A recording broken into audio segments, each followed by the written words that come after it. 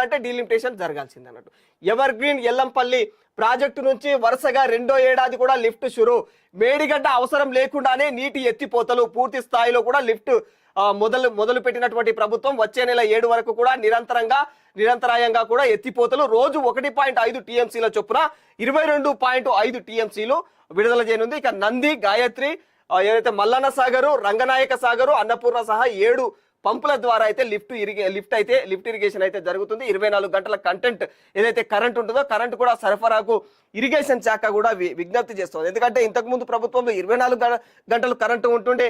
కాకపోతే ఏంటంటే మేడిగడ్డ లాంటి పనికి మళ్ళీ పనులను మొదలు పెట్టింది. అంటే మేడిగడ్డ అసలు వాస్తవానికి అక్కడ మేడిగడ్డ లాంటి ఏదైతే ప్రాజెక్ట్ ఉంటుందో అక్కడ అక్కడ ప్రాంతంలో అసలు నీటి ఎత్తిపోతలకు అవకాశం లేదురా నాయనో మొర్రో అని మొత్తుకుంటే కూడా ప్రభుత్వం ఎవరి మాటను కూడా ఖాదరు చేయకుండా అప్పటి ప్రభుత్వం ఇట్లా మేడిగడ్డ లాంటి ఖర్చుతో కూడినటువంటి కొన్ని కట్టడాలు కట్టి అక్కడ పూర్తిగా నీటిని ఎత్తిపోయడానికి వీలు లేని ప్రాంతంలో అక్కడ అట్లాంటి ప్రాజెక్టులను నిర్మించింది. ఇప్పుడు మళ్ళీ మొదటికి వచ్చేసింది అన్నప్పుడు పూర్తిగా ఈ లిఫ్ట్ మొత్తం కూడా మళ్ళీ ఎక్కడి నుంచి మళ్ళీ ఎల్లంపల్లి నుంచే మొదలు పెట్టాల్సి వచ్చింది.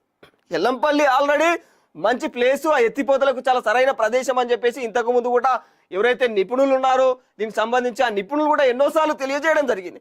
అయినా కూడా అలాంటి వాళ్ళ మాటలు ఏమాత్రం కూడా ఖాదరు చేయకుండా గత ప్రభుత్వం తీసుకున్నటువంటి పనికిమాల నిర్ణయాల వల్ల ఈ రోజు ఇలాంటి అంటే మళ్ళా ఖర్చులు తప్ప దానికి సంబంధించి ఏవైతే అడ్డగోలు ఖర్చులు అయినాయి తప్ప ప్రజలకు ఉపయోగపడలేదు అన్న కోణంలో అయితే ప్రస్తుత ప్రభుత్వం ఈ విధంగా మాట్లాడుతూ ఉంది అన్నట్టు.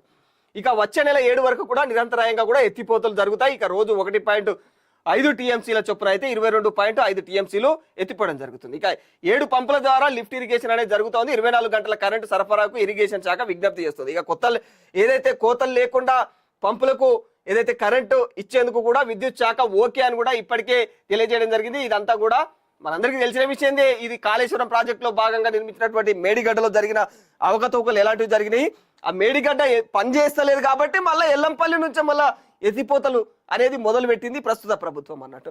దానికి ఛాలెంజ్ కదా వీళ్ళు ఏంటంటే ఇక ప్రజల సొమ్ము కదా మొత్తం గంగలు కలిసేది మాత్రం ప్రజల సొమ్ము గంగలు కలుస్తుంది. సరే వీళ్ళు అది పాడైపోయింది అది మొత్తం నాశనం అయిపోయింది అని తెలియజేస్తూ ఉన్నారు. కానీ మరి వాస్తవానికి ఇది పాడైపోయింది కదా, మరి మనం కూడా ఎందుకు దాన్ని అంటే పునర్నిర్మాణ చర్యలు ఎందుకు చేయకూడదు, దాన్ని మంచిగా చక్కదిద్ది అక్కడి నుంచి మరి ఇంత ఖర్చు పెట్టారు, ఇంత వ్యయం జరిగింది కదా, అక్కడి నుంచి కూడా ఎత్తిపోతలకు ఇంకా దూర ప్రాంతాలకు ఎత్తిపోసే అవకాశాలు ఉంటాయి కదా అన్న కోణంలో ప్రస్తుత ప్రభుత్వం కూడా ఒక మేరకు నిజంగా తప్పుగానే ఆలోచిస్తుందని ప్రజలు అంటున్నారు.